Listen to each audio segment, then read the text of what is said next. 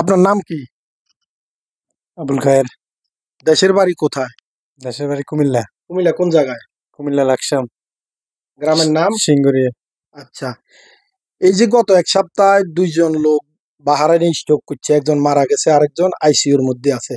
আমরা বাংলাদেশি প্রবাসীরা বিভিন্ন দেশে কাজ করি ফ্যামিলির জন্য। তো প্রায় সময় সোশ্যাল মিডিয়ায় দেখি আমাদের প্রবাসীরা বিভিন্ন স্বাস্থ্যজনিত সমস্যা অর্থাৎ স্ট্রোক করে মারা যাচ্ছে। এর পরিপ্রেক্ষিতে আপনার কি মতামত?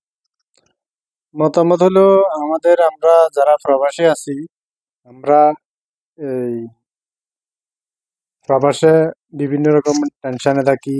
এবং কি এই আমরা যে ডিউটি ডিউটির পরে যে আমরা সময় মেনটেন করে একটু এক্সারসাইজ করতে হবে শরীরের ব্যায়ামের জন্য, বা শরীর এক্সারসাইজ করার জন্য, একটু সুস্থ থাকার জন্য। সুস্থ থাকার জন্য একটু সময় মেনটেন করি।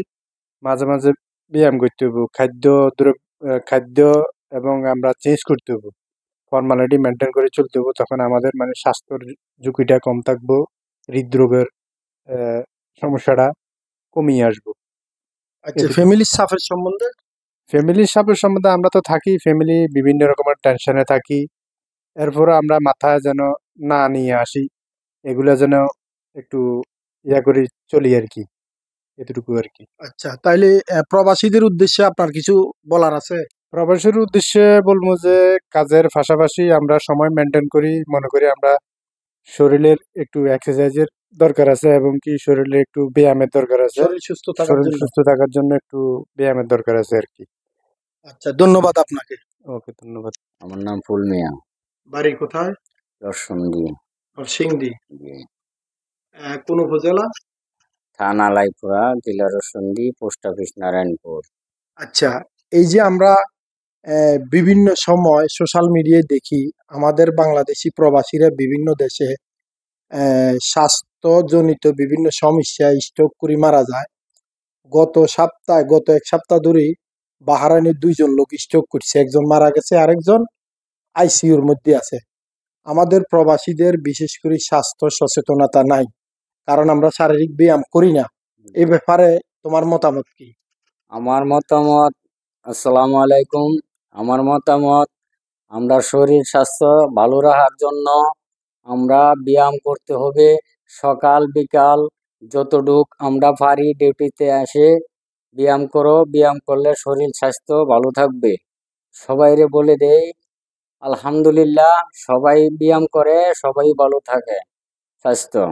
আর ব্যায়াম না করিলে আমরা আয়া যদি শুয়ে যাই রুমে, তো কোনো কাম হইতো না। আমরা শরীর স্বাস্থ্য ভালো রাখতে গেলে আমরা চলতে হইব, ব্যায়াম করতে হইব, হাঁটতে হইব, দৌড়তে হইব। তখন আমরা বডি ঠিক থাকবো, আমরা কামাই করতে পারবো। আচ্ছা, তুমি কি সবসময় ব্যায়াম করনি, বা এই এই জীবনে কোনো, এই প্রবাস জীবনে কোনো সমস্যার সম্মুখীন হয়েছো কিনা স্বাস্থ্যজনিত?